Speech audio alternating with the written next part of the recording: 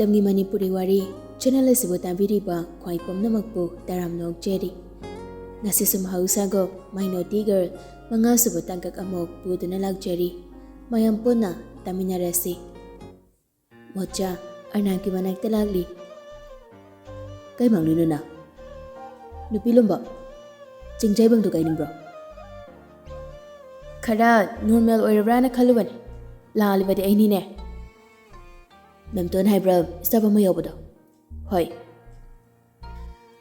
mana taba atai staba ma suti pambale ripiko ye kariba manga dinate ko mocha hotaye kaigino aina harisini moi kana nama suti piko 7 days kumba salary kak luina hayu mocha ru mako ngawre nongmo khaktang tangai phadabagi suti ni ba phangpa pidribani aduga ngasigi matausi magyan ngawrabani adubo mapuning mamanaini hairi khai tawani jatune staff ama suti pithokluri staff tu so aduki matik harauri maramdi salary su kakdana 5 days suti phangbaduda hengdagi thadokre namtor manakta chalo adu nong kaiga mi sunadrei tangai phadadana machana pido 7 days da lakna bana hayu ha chalo ne tha amagi pedagi henane machana piduda 7 days da pinin hayu kari matawno tawrisibo he prabhu karino nanai ngasi tawbirisibo wathiro nate chatke karino mochado memtoni manakta tabli changnakli ine ai burai bunga ahoyene hekta haibiyo sumdawbane ne staff ama imung manung ngamdaba yawba mal tangai phadana suti se numit 8 ti pithokraba ahoy ada somda so thabak se mi se sunaroi dori haidi no nini gina tabani na hapta amadi oi doriba hoy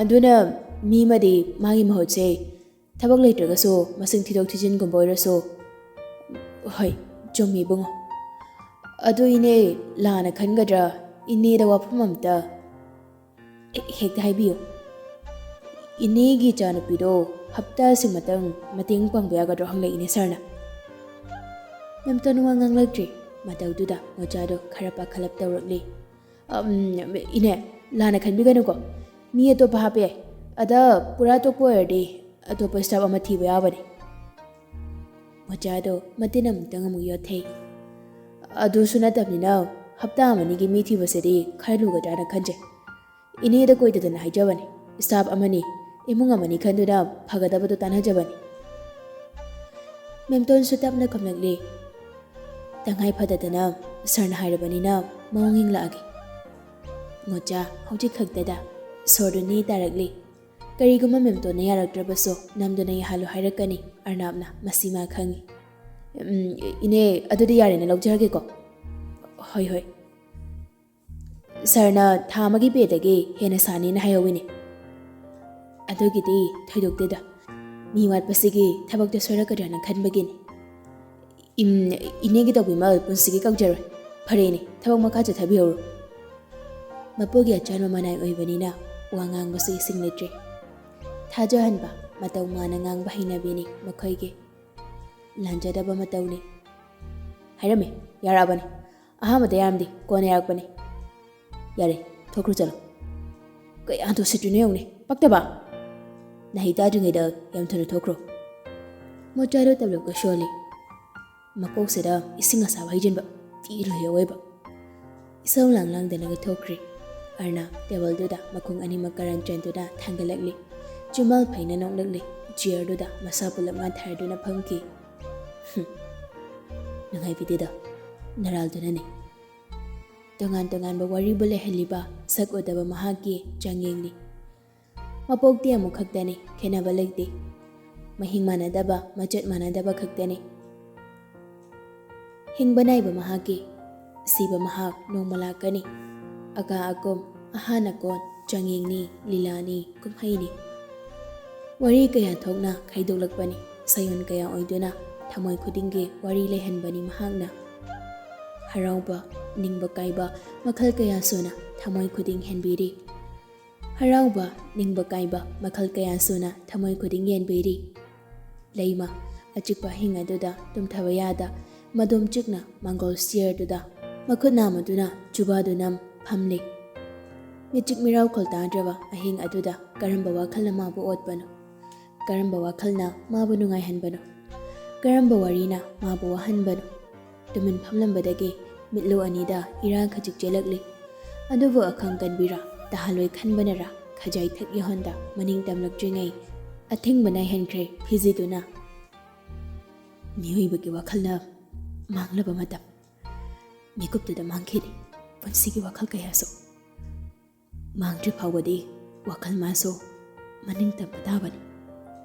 Ayuk anganbado memton nganta haugatuna mathau singloi khara thinglap yahaurakli theibi.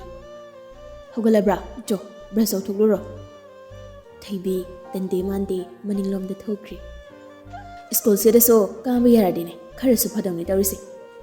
Chahi ani surene mahapapi gi mahiksena mahalise. Lairaba kayadi otpuloi banaidredo. Haina aikhoigi thabak sedi isinggi oibanina leptabagi hingma ngamlibani. Lanjenbaso ayu waking chaluraga hanjelakli. Ima chak thonglaba? Thongdrida thonglage. Chak lamlabro? Hoi lamgum tawre. Ima ngarang dukangi pesa pire. Ima da piba kauktuklore hojik puthorage. Nangna dum bashinjaroda. Yade ima. Imana baidongni. Imana sina phai haibado sinbiyo. Aigide paisa chatningai leiteda. Khangdrida. Ichambule leishu phazana tamhanbasu ngamhawdri. Imungi maisana nganna he paisa tanba thokledo. Imam ayuksida chakna lambakansida wathi toklerano. Hoi chak thonglurage. Memton chakhumda chak thonggali. Thaiwi machi maya singba loiraga chakhumna changnakli. Imam kan sangno. Ngarang kaklamba tharoise si thongjalagi. Hawni ne. Nangbu lairikado khara pa khotana taw haibani me abyam. Hoi ba pani ba kainu khangde khoi mase. Pani natine. Nahandagi arimbada mata manghaliba mayamdo lairik paraga leiramladi hayeng school kabada namanabi namanaba mayamdagi nangna haiba haloidro. Padrusu haidaidi thajadraga ingjo hayeng school kabada. Hoi. Thang ta changba angang natedo. Koi hainu ima. Haide. Yengone he ima wamta haige. Ima gi thabakdo nangna hapta muktine mateng pangde yaroidori. Kaiga. Staff amam imunga naba yawbagi suti laukre adunani. Paisa yamna pinin haibani. Imana loishinbiroi ichagi oijo. Thaibidu khangningnanga hangnakli.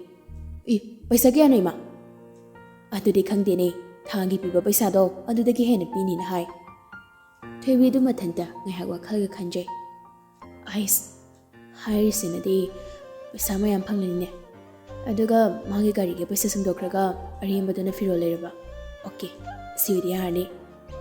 Hai, karino mo tumina murumuru soliduna.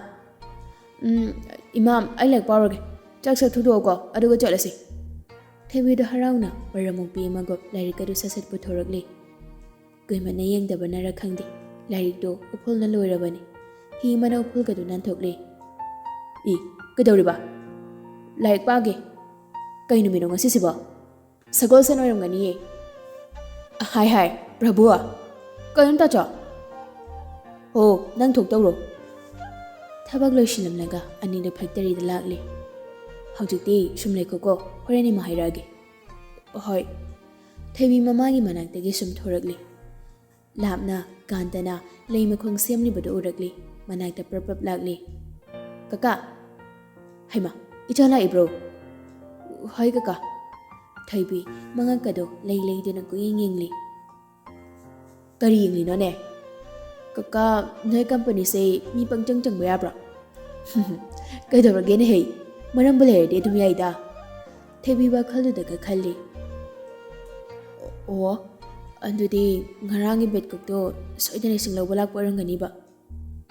Kaidawragene hey. Kashum tawdeda kaka. Ngarangdi adu kana chengkhriduna karige. Thaibi ikairaka tawri nafika tawduna makhut anido suru ganoi. Andu bro kaka aina ne ball kaubada ibema Thaibi to mamai ga leithoragli ꯑꯩꯉꯣꯟꯗꯔꯣ? ꯍꯣꯏ, ꯏꯅꯦ ꯃꯦꯝꯇꯣꯟꯒꯤ ꯃꯆꯥ ꯅꯠꯇ꯭ꯔꯣ? ꯃꯥꯅꯦ, ꯁꯔꯅ ꯀꯧꯍꯧꯕꯅꯦ꯫ ꯑꯍꯥ, ꯀꯗꯥꯏꯗ? ꯀꯩꯒꯤ? ꯁꯔꯒꯤ ꯑꯣꯐꯤꯁꯇꯅꯤꯅꯦ, ꯑꯩꯒ ꯆꯪꯃꯤꯟꯅꯔꯁꯤ ꯂꯥꯎ꯫ ꯇꯜꯂꯤꯍꯦ꯫ ꯑꯃꯨꯅ ꯍꯥꯏꯔꯛꯂꯤꯕ ꯋꯥꯗꯣ ꯊꯑꯣꯏꯗꯅ ꯈꯨꯝꯂꯛꯂꯤꯕ ꯊꯣꯏꯕꯤꯒꯤ ꯄꯥꯎꯈꯨꯝꯗꯨꯗ ꯀꯥꯟꯇꯁꯨ ꯍꯥꯏꯖꯤꯜꯂꯛꯂꯤ꯫ ꯆꯣ, ꯁꯔꯅ ꯀꯧꯏ ꯍꯥꯏꯔꯕꯅꯤꯅ ꯆꯠꯂꯨꯗ ꯌꯥꯔꯔꯣꯏ꯫ ꯑꯁ, ꯍꯣꯏ꯫ ꯑꯃꯨꯒ ꯊꯣꯏꯕꯤꯒꯗꯨ ꯑꯔꯅꯥꯞꯀꯤ ꯔꯨꯝꯗ ꯂꯥꯛꯂꯤ꯫ ꯑꯃꯨꯅ, ꯁꯔ, ꯆꯪꯉꯧ꯫ ꯑꯔꯅꯥꯞꯇꯨ ꯅ꯭ꯌꯨꯁꯄꯦꯄꯔ ꯑꯃꯅ ꯃꯃꯥꯏ ꯃꯄꯥꯗꯨ ꯐꯥꯎꯕ ꯊꯥꯡꯒꯠꯇꯨꯅ ꯂꯩꯕꯅ ꯃꯁꯛ ꯎꯒꯦ ꯐꯪꯗꯦ꯫ ꯊꯣꯏꯕꯤꯁꯨ ꯆꯪꯂꯛꯇꯨꯅ ꯂꯦꯞꯂꯤ꯫ ꯌꯥꯔꯦ ꯑꯃꯨ꯫ ꯑꯃꯨꯗꯨ ꯊꯣꯛꯈ꯭ꯔꯦ, ꯊꯣꯏꯕꯤꯗꯣ ꯇꯤꯡꯉꯛ ꯂꯦꯞꯂꯤ꯫ ꯐꯝꯃꯣ꯫ ꯊꯣꯏꯕꯤ ꯆꯤꯌꯔꯗꯨꯗ ꯐꯝꯊꯩ꯫ ꯃꯥꯅ ꯐꯝꯊꯕꯒ ꯑꯔꯅꯥꯞ ꯅ꯭ꯌꯨꯁꯄꯦꯄꯔꯗꯣ ꯃꯈꯥꯗ ꯊꯝꯂꯛꯂꯤ꯫ ꯊꯣꯏꯕꯤ ꯑꯔꯅꯥꯞ ꯑꯣꯏꯔꯝꯕꯗꯨꯗ ꯈꯪꯄ꯭ꯔꯦꯛ ꯈꯪꯉꯤ꯫ ꯄꯨꯛꯀ ꯍꯧꯒꯠꯇꯨꯅ ꯆꯦꯟꯒꯦ ꯇꯧꯔꯤ꯫ ꯍꯣꯏ, ꯉꯥꯏꯈꯣ, ꯀꯥꯏꯗꯅꯣ? ꯊꯣꯏꯕꯤ ꯃꯃꯥꯏꯗꯤ ꯑꯣꯟꯁꯤꯜꯂꯛꯇ ꯁꯨꯒꯠꯇꯨꯅ ꯈꯥꯡꯂꯤ꯫ ꯃꯕꯨꯛꯅꯤꯡꯗꯒ ꯈꯜꯂꯤ꯫ ꯑꯁ, ꯀꯩꯅꯣ ꯇꯧꯔꯤꯁꯤꯕꯣ? ꯂꯣꯏꯔꯦꯗꯅ ꯑꯩ꯫ ꯉꯁꯤꯁꯨ ꯄꯨꯈ꯭ꯔꯤꯗ ꯃꯔꯝ ꯊꯥꯗꯣꯏꯖꯥꯠꯂꯣ? ꯅꯠꯇ꯭ꯔꯒꯅ ꯀꯔꯤꯅꯣ ꯇꯧꯔꯛꯇꯣꯏꯅꯣ? ꯉꯔꯥꯡꯒꯤ ꯄꯥꯎ ꯇꯝꯕꯗꯨꯗ ꯇꯥꯍꯧꯔꯝꯗ꯭ꯔꯁꯨ ꯐꯗꯧꯅꯤ꯫ ꯊꯣꯏꯕꯤ, ꯁꯣꯅꯣ, ꯅꯪ ꯍꯧꯖꯤꯛ ꯀꯩꯗꯧꯔꯛꯏꯁꯦ? ꯀꯅꯥꯗꯅꯣ ꯍꯥꯏꯁꯦ? ꯎꯁꯤꯠꯇ꯭ꯔꯤꯔꯣ? ꯊꯣꯏꯕꯤ ꯃꯃꯥꯏꯗꯨ ꯇꯞꯅ ꯂꯩꯁꯤꯜꯂꯛꯂꯤ, ꯑꯗꯨꯒ ꯅꯣꯛꯁꯤꯜꯂꯛꯂꯤ꯫ ꯑꯩꯉꯣꯟꯗ ꯎꯁꯤꯠꯂꯤ꯫ ꯅꯁꯥꯅ ꯌꯥꯅ ꯊꯕꯛ ꯂꯥꯛꯑꯕꯅꯤꯅ ꯍꯞꯇꯥꯁꯤꯃꯗꯤ ꯑꯩꯒꯤꯁꯤꯗ ꯊꯕꯛ ꯌꯥꯎꯒꯗꯕꯅꯤ꯫ ꯊꯣꯏꯕꯤ ꯈꯨꯝꯗꯦ, ꯂꯦꯞꯂꯒ ꯂꯩ꯫ ꯑꯣꯐꯤꯁ ꯑꯋꯥꯔꯗꯗꯤ ꯀꯨꯁꯤ ꯇꯧꯕ ꯌꯥꯔꯣꯏ꯫ ꯑꯩꯒꯤ ꯑꯣꯐꯤꯁꯀꯤ ꯊꯕꯛ ꯑꯩꯒꯤ ꯑꯣꯔꯗꯔ ꯅꯠꯇꯅ꯫ ꯒ꯭ꯌꯥꯟ ꯇꯥꯏꯀꯣ? ꯇꯥꯒꯨꯝ ꯇꯧꯋꯦ꯫ ꯀꯔꯤꯕ? ꯇꯥꯏ ꯍꯥꯏꯕ, ꯁꯣꯏꯈꯤꯕꯩꯅꯤ꯫ ꯃꯤꯗꯤ ꯑꯣꯈꯥꯛ ꯎꯁꯤꯠꯇꯦꯅꯦ ꯉꯈꯥ꯫ ꯊꯣꯏꯕꯤꯗꯨ ꯇꯞꯂꯞꯀ ꯈꯨꯝꯂꯤ꯫ ꯎꯁꯤꯠꯄꯅꯤ, ꯃꯁꯥꯏꯅꯤ꯫ ꯇꯞꯅ ꯉꯥꯡꯂꯤꯗꯨꯅ ꯑꯩꯅ ꯇꯥꯕ ꯌꯥꯗꯕꯩ ꯋꯥꯔꯣ? ꯅꯠꯇꯦꯗ꯫ ꯅꯪꯒꯤ ꯊꯕꯛ ꯍꯧꯖꯤꯛ ꯈꯔ ꯋꯥꯠꯂꯤ꯫ ꯑꯗꯨꯅ ꯊꯪꯅꯕ ꯔꯨꯝꯗ ꯀꯤꯆꯟ ꯂꯩꯕꯅꯤ, ꯀꯣꯐꯤ ꯁꯦꯝꯂꯛꯎ꯫ ꯑꯩꯅ? ꯅꯪꯉꯣꯟꯗꯅꯤ꯫ ꯍꯥꯏꯔꯤꯕ ꯋꯥ ꯃꯌꯥꯝꯁꯦ ꯀꯩ ꯑꯣꯏꯅ ꯇꯥꯒꯦ ꯅꯅꯥꯗꯨꯕꯣ? ꯆꯠꯊꯣꯗ, ꯀꯥꯏꯗꯦ꯫ ꯆꯥ ꯐꯥꯎꯕ ꯂꯣꯟꯕ ꯍꯩꯇꯦ, ꯑꯗꯨꯒ ꯀꯣꯐꯤ ꯀꯩꯅ? ꯀꯔꯤꯑꯕ? ꯀꯅꯥꯗꯅꯣ ꯅꯪꯅ ꯍꯥꯏꯒꯠꯂꯒ ꯈꯨꯝꯃꯤꯗꯣ? ꯍꯩꯇꯦ ꯍꯥꯏꯕꯅꯤ꯫ ꯍꯩꯅꯕ ꯂꯣꯜꯂꯣ, ꯉꯥꯏꯔꯤ꯫ ꯃꯤꯅ ꯍꯩꯇꯕꯗꯨꯕꯨ ꯀꯃꯥꯏꯅ ꯍꯩꯅꯕ ꯂꯣꯟꯗꯣꯏꯅꯣ? ꯃꯤꯅꯤꯠ 5ꯒꯤ ꯃꯅꯨꯡꯗ ꯄꯨꯔꯛꯑꯣ, ꯆꯠꯂꯣ꯫ ꯉꯝꯗ꯭ꯔꯦ, ꯂꯣꯜꯂꯣ ꯍꯥꯏꯔꯒꯅ ꯇꯥꯎ ꯂꯥꯎ꯫ ꯎꯁꯤꯠꯇ꯭ꯔꯤꯅꯤꯅꯦ꯫ ꯊꯣꯏꯕꯤꯗꯨ ꯄꯦꯔꯤ ꯇꯧꯔꯛꯂꯤ꯫ ꯃꯤꯅ ꯍꯩꯇꯦ ꯍꯥꯏꯔꯒ꯫ ꯁꯪꯒꯣꯝ ꯂꯩꯕꯅꯤ, ꯑꯗꯨ ꯍꯥꯞꯂꯒ ꯍꯥꯟꯅ ꯁꯧꯍꯜꯂꯣ꯫ ꯆꯤꯅꯤ ꯈꯔ ꯍꯥꯞꯄꯣ, ꯌꯥꯝ ꯍꯟꯊꯅ꯫ ꯑꯗꯨꯒ ꯃꯨꯠꯊꯠꯂꯝꯗꯥꯏꯗꯨꯗ ꯀꯣꯐꯤ ꯍꯥꯞꯄꯣ꯫ ꯌꯥꯔꯦ, ꯆꯠꯂꯣ꯫ ꯊꯣꯏꯕꯤꯗꯨ ꯁꯨꯒꯠꯂꯒ ꯀꯤꯆꯟꯗꯨꯗ ꯆꯪꯂꯛꯂꯤ꯫ ꯀꯤꯆꯟꯗꯨ ꯀꯣꯏꯂꯩ ꯂꯩꯔꯒ ꯌꯦꯡꯂꯤ꯫ ꯋꯥꯇꯔ ꯕꯣꯏꯂꯔ ꯂꯩꯔꯤꯕꯗꯨ ꯎꯔꯦ꯫ ꯁꯤꯕꯨꯗꯤ ꯑꯩꯈꯣꯏꯁꯨ ꯂꯩꯗ, ꯃꯥꯟꯅꯗꯦ꯫ ꯃꯣꯏꯁꯤꯅ ꯗꯤꯖꯥꯏꯟ ꯑꯃꯅꯤ, ꯌꯥꯝꯅꯕꯨ ꯐꯖꯩꯅꯦ꯫ ꯊꯣꯏꯕꯤ ꯁꯪꯒꯣꯝ ꯂꯩꯔꯤꯕꯗꯣ ꯏꯁꯤꯡ ꯁꯦꯡꯅ ꯎꯏ꯫ ꯑꯗꯨ ꯈꯔ ꯍꯩꯖꯤꯜꯂꯒ ꯕ꯭ꯔꯣꯏꯂꯔꯗꯨ ꯑꯣꯟ ꯇꯧꯔꯤ꯫ ꯆꯤꯅꯤ ꯈꯔꯁꯨ ꯍꯥꯞꯆꯤꯜꯂꯤ꯫ ꯀꯨꯏꯕ ꯌꯥꯔꯣꯏ꯫ ꯊꯣꯏꯕꯤ ꯇꯥꯏ, ꯏꯁꯧꯒ ꯂꯥꯡꯂꯤ꯫ ꯃꯁꯤꯒꯤ ꯕꯦꯠꯀꯣꯛꯁꯤꯒꯤ ꯀꯝꯄꯅꯤꯅꯤ ꯈꯪꯂꯝꯂꯗꯤꯅꯦ ꯂꯥꯛꯆꯔꯝꯂꯣꯏꯗꯧꯅꯤ꯫ ꯄꯩꯁꯥꯒ ꯑꯝꯇ ꯄꯥꯝꯖꯗ꯭ꯔꯦ, ꯄꯨꯔꯥ ꯍꯤꯡꯆꯥꯕ ꯕꯦꯠꯀꯣꯛ ꯍꯥꯏꯁꯤꯅꯤ꯫ ꯁꯪꯒꯣꯝꯗꯨꯃꯁꯨ ꯁꯧꯒꯠꯂꯛꯄꯒꯤ ꯄꯠꯊꯔꯛꯂꯤ꯫ ꯊꯣꯏꯕꯤ ꯄꯥꯈꯠꯅ ꯁ꯭ꯋꯤꯠꯆꯇꯨ ꯑꯣꯐ ꯇꯧꯔꯤ꯫ ꯀꯃꯥꯏꯅ ꯇꯧꯗꯣꯏꯅꯣ ꯁꯤꯅ? ꯄꯦꯜꯂꯦꯍꯦ꯫ ꯀꯣꯐꯤꯗꯣ ꯁ꯭ꯄꯨꯟ ꯑꯃ ꯍꯥꯞꯂꯗꯨꯅ ꯑꯃꯨꯛ ꯁꯧꯍꯜꯂꯤ꯫ ꯂꯣꯏꯔꯒ ꯄꯨꯊꯣꯔꯛꯂꯤ꯫ ꯑꯔꯅꯥꯞ ꯀꯣꯐꯤꯗꯨ ꯂꯧꯔꯒ ꯉꯥꯏꯍꯥꯛ ꯏꯪꯍꯜꯂꯤ꯫ ꯂꯦꯞꯂꯤꯕꯤ ꯊꯣꯏꯕꯤꯗ ꯍꯟꯅ ꯌꯦꯡꯂꯛꯇꯦ, ꯐꯝꯃꯣꯁꯨ ꯍꯥꯏꯗꯦ, ꯑꯗꯨꯝ ꯂꯦꯞꯇꯨꯅ ꯂꯩꯍꯜꯂꯤ꯫ ꯑꯔꯅꯥꯞ ꯀꯣꯐꯤꯗꯨ ꯈꯖꯤꯛ ꯆꯤꯡꯗꯨꯅ ꯌꯦꯡꯂꯤ꯫ ꯊꯣꯏꯕꯤ ꯆꯦꯞꯊꯔꯞ ꯌꯦꯡꯂꯤ ꯅꯨꯄꯥꯗꯨꯗ꯫ ꯃꯤꯍꯨꯜꯁꯨ ꯁꯨꯗ꯭ꯔꯦ, ꯀꯔꯤ ꯍꯥꯏꯔꯛꯀꯅꯤ ꯈꯟꯕꯗ꯫ ꯅꯨꯃꯤꯠ ꯈꯨꯗꯤꯡ ꯑꯩꯒꯤ ꯀꯣꯐꯤ ꯁꯦꯝꯒꯗꯕꯅꯤ꯫ ꯍꯧꯖꯤꯛꯇꯨꯗ ꯊꯣꯏꯕꯤꯗꯨ ꯅꯦ ꯇꯥꯕꯒꯤ ꯁꯣꯔ ꯑꯃ ꯆꯦꯅꯤꯡ ꯇꯥꯅ ꯍꯣꯜꯂꯛꯂꯤ꯫ ꯅꯨꯄꯥꯗꯨꯅ ꯊꯛꯂꯤꯕꯗꯨ ꯎꯕꯗ ꯃꯇꯤꯟꯒ ꯌꯣꯜꯂꯛꯂꯤ꯫ ꯆꯥꯛꯁꯨ ꯐꯖꯅ ꯆꯥꯔꯛꯇ꯭ꯔꯕꯅꯤ, ꯍꯔꯥꯎꯒꯨꯝ ꯀꯔꯤꯒꯨꯝ ꯄꯩꯁꯥ ꯐꯪꯅꯤ ꯍꯥꯏꯕꯗꯨꯗ ꯍꯣꯕꯦ ꯂꯥꯛꯄꯗ꯫ ꯅꯨꯄꯥꯗꯨꯅ ꯊꯛꯄꯗꯨ ꯎꯕꯗ ꯆꯥꯛ ꯈꯪꯂꯝꯂꯛꯂꯤ꯫ ꯆꯥꯝꯊꯣꯛꯂꯒ ꯊꯝꯃꯝꯃꯣ꯫ ꯊꯣꯏꯕꯤ ꯍꯣꯏ ꯃꯥꯏ ꯍꯥꯏꯗꯦ꯫ ꯒ꯭ꯂꯥꯁꯇꯨ ꯆꯥꯝꯊꯣꯛꯂꯒ ꯊꯝꯂꯝꯃꯤ, ꯑꯗꯨꯒ ꯊꯣꯔꯛꯂꯤ꯫ ꯐꯝꯃꯣ꯫ ꯌꯥꯗ꯭ꯔꯤꯕꯣ? ꯅꯪ ꯁꯤꯗ ꯀꯩꯗꯧꯕ ꯂꯥꯛꯏꯅꯣ? ꯊꯕꯛ ꯌꯥꯎꯕ꯫ ꯃꯁꯤꯒꯤ ꯑꯣꯐꯤꯁꯅꯤ, ꯑꯩꯅ ꯍꯦꯠ꯫ ꯑꯩꯅ ꯄꯤꯔꯤꯁꯦ ꯊꯕꯛꯅꯤ, ꯑꯗꯨꯁꯨ ꯅꯪꯒꯤ꯫ ꯐꯝꯗ꯭ꯔꯤꯕꯣ? ꯐꯝꯃꯦ꯫ ꯅꯪꯅ ꯐꯝꯂꯤꯕ ꯁꯣꯐꯥꯗꯣ ꯁꯤꯠ ꯅꯥꯟꯅ ꯇꯛꯊꯣꯛꯎ꯫ ꯐꯝꯃꯣꯁꯨ ꯍꯥꯏꯕ, ꯑꯗꯨꯒ ꯇꯛꯊꯣꯛꯑꯁꯨ ꯍꯥꯏꯕ꯫ ꯑꯔꯅꯥꯞ ꯋꯥꯉꯥꯡꯗ ꯃꯃꯤꯠ ꯈꯥꯗꯛꯀ ꯌꯦꯡꯂꯛꯂꯤ꯫ ꯑꯩꯅ ꯍꯥꯏꯗꯤ ꯇꯛꯀꯦ ꯍꯥꯏꯕꯅꯤꯗ꯫ Theibi haugaladuna kitchendagi phi amonba ama ising cholaga purakli. Ising chotpa phina takpa yaroi. Theibi do I karakli. Makhongda makhol khajik thongna thangnaduna atopa ama lauraga sofa do takthokpa hauri. Adu loiraga leiriba flower pot mayam se sangdokadawni. Theibi apai potna thomninga matang yawraklabani. Nupaduna hairiba mayamdo tawbu loibaga nupaduna wa makha tarakdringai mana han hayauri. Ai tu tawningi chale. Wa ngangnaba tanja piramba nate rumdudage yam thuna chenthokri. Arna Theibina chenkibadu yenglanga magi haunabe chumbal phaina nokfit ka tawrakli. Theibi makhada kumlaklaga mathante isawga tawri. Imana phawba asuk yam thabokse nongmoda tawhandribani. Aduga bekpoksina hipa exardan. Makoksida nungthangni thomtatba. Chaklamani. Theibi matina muka shiyoli. Mabukna phadriso mathandaga thaeba. Thaunga hayari poni. Imana pokpadai thakdribani bai. Hauramdo sumaleba. Aishu thakningineba. Hingchaba bekok haisini. Theibi ngang-ngangdona mamagi manaktuda changlakli. Kai chatlurino nangba. Oho thabak. Lupa 10 da piro. Hai, kaino ne habem haujikta. Oh sidawre jaklame bora chawgi. Ngasai na chakchaw habadadi khali yare na tokpa natro nangba. Yam ngangi khoi mas. Nangsu phatabagi roller kanu ko. Kayadano ne mase. Satpiro ba. Theibi mamadagi namdana lupa 10 lauraga office togi opposite leiba hotel do lagli. Abo bora lupa 10 dagi pibiro. Ai leibiragi. Theibi kanano haiduna yengthokli. Sayondo nokmi leplaga leirami. Ngasidi lampagi tholaktena. Thabok chenbaini. Ai leibiragi nangi borado. Yare, aigi paisa yauri. Thamjinjaro. Aingona singadabado aduda hapo. Haujikidi aina leibiragi. Ine, bora lupa kontrata gi pibiyuba. Ine kainongo kaidawisiba yadabra.